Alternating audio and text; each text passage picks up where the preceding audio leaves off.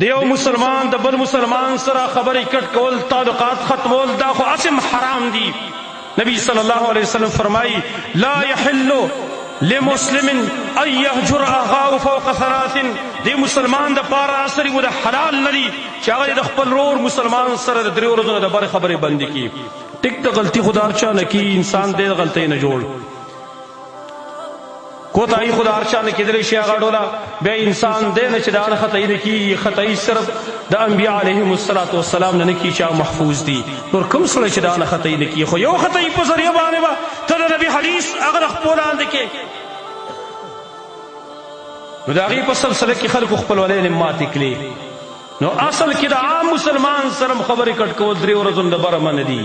نبی صلی الله علیه وسلم فرمایي د پیر په ورځ باندې او د جمعرات په ورځ باندې اعمال صالحه الله ته پیش کیږي.